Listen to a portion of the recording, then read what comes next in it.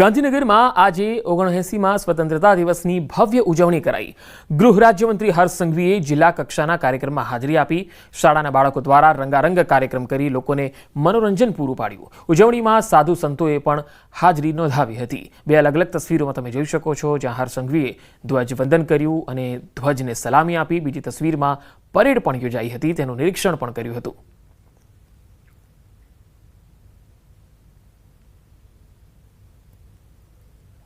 આ તરફ અમદાવાદમાં પણ 79માં સ્વતંત્રતા પર્વની ઉજવણી થઈ। ગુજરાત હાઈકોર્ટ ખાતે 79માં સ્વતંત્રતા દિવસની ઉજવણી કરવામાં આવી।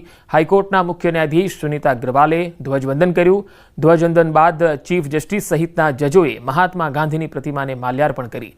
એડવોકેટ જનરલ, સરકારી વકીલો ઉપસ્થિત રહ્યા। ગુજરાત હાઈકોર્ટના તમામ ન્યાયમૂર્તિઓ, વકીલો હાઈકોર્ટ પ્રાંગણમાં ઉપસ્થિત રહ્યા।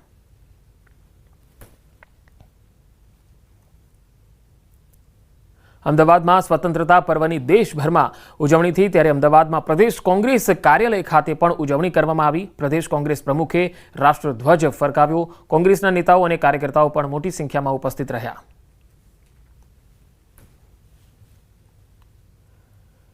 તમામ સ્વાતંત્ર્ય સેનાનીઓ, દેશભક્તો, શહીદો, વીરોને આજે યાદ કરીએ છીએ, એમના બલિદાનોને બિરદાવીએ છીએ।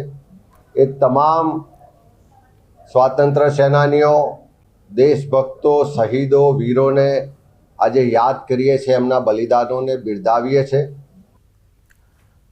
પંચમહાલમાં સ્વાતંત્રતા પર્વની શક્તિપીઠ પાવાગઢ મંદિર ખાતે પણ જબરજસ્ત ઉજવણી થઈ। અહીંયા જાણે દેશભક્તિના રંગમાં મંદિર પરિસર રંગાયું હોય એવા દ્રશ્યો પણ જોવા મળ્યા। વહેલી સવારથી પાવાગઢ ખાતે મોટી સંખ્યામાં ભક્તો આવી રહ્યા છે, મહાકાળી માતાજીના દર્શન કરી રહ્યા છે। મંદિર ટ્રસ્ટ દ્વારા નિજ મંદિરમાં તિરંગા સાથે આરતી બાદ રાષ્ટ્રગીતનું ગાન કરાયું। ઉપસ્થિત ભક્તોએ ભારત માતા અને મહાકાળી માતાજીના જયઘોષથી પાવાગઢ ડુંગરને ગજવી દીધો। મંદિર પરિસરમાં ધ્વજવંદન કાર્યક્રમના ખાસ આ સમારોહમાં મંદિરના સેક્રેટરી અશોકભાઈ પંડ્યાની અધ્યક્ષતામાં તેનું આયોજન થયું। આહલાદક વાતાવરણ વચ્ચે માઈ ભક્તો તિરંગા સાથે ગરબે ઘૂમી દેશ અને માતાજી ભક્તિમય માહોલમાં ઝૂમી ઉઠ્યા હતા।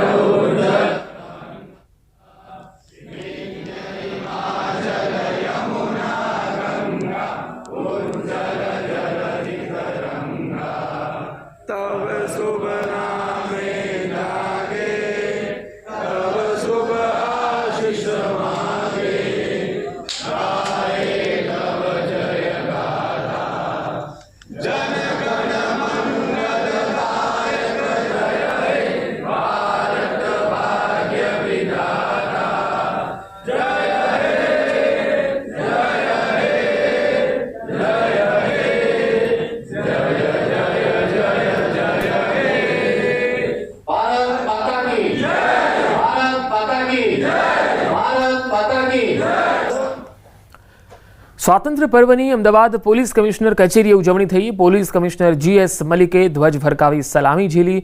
અમદાવાદ શહેર પોલીસના અધિકારીઓ અને પોલીસ કર્મીઓ પણ ઉપસ્થિત રહ્યા। સ્વાતંત્ર્ય પર્વની ઉજવણી નિમિત્તે પોલીસ પરેડ યોજાઈ। પોલીસ કમિશનરને પોલીસ પરેડનું નિરીક્ષણ કર્યું। રાષ્ટ્રપતિ એવોર્ડ માટે પસંદ થયેલ અધિકારી કર્મચારીને સન્માનપત્ર આપીને સન્માનિત કરાયા। અમદાવાદમાં થયેલ પ્લેન ક્રેશની ઘટનામાં ખડેપગે રહેનારા પોલીસ કર્મીઓને પણ બિરદાવાયા।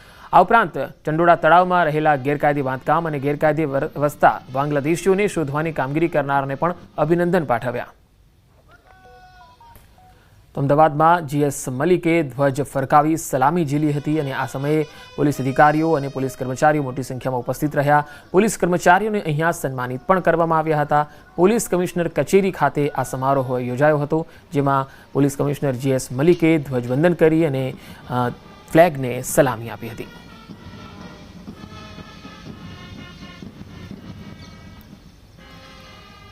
ખાસ કરીને તમે જે આપણા એર ક્રેશ થયા એમાં જે કોન્સ્ટેબલે ખાસ એમાં મહેનત કરી, સૌથી પહેલાં પહોંચીને જે ઇન્જર્ડ માણસને તાત્કાલિક એની સાથે જઈ તમે જોયા હશે, એના પણ આપણે પ્રશસ્તિપત્ર આપવામાં આવેલ। એક કોલ સેન્ટર અહીંયા હતા જે આપણે એરપોર્ટ પોલીસ સ્ટેશનના એરિયામાં, જે યુએસના સિટીઝન્સને ડરાવીને પૈસા પડાવતા હતા, એના જે કામગીરી કરનાર એને પણ આપણે એપ્રિસિએશન લેટર આપવામાં આવેલ। અને જેને હમણાં જ એક ચેન્નઈથી જે બધા જગ્યાએ terrorist related as a terror call message વગેરે જે ચાલતા હતા, જે ઈમેલ કરતી હતી એક લેડી, એને આખી ઇન્ડિયાની પોલીસ લાગી હતી એને શોધવા માટે, કેમ કે કોઈ આ રીતે મેલ આવે તો ઘણા બધા ડિસ્ટ્રપ્શન થાય છે. એને પણ આપણે પ્રશંસાપત્ર આપવામાં આવેલ, તો એ રીતે અહીંયા આપણે ઉજવણી કરવામાં આવેલ છે.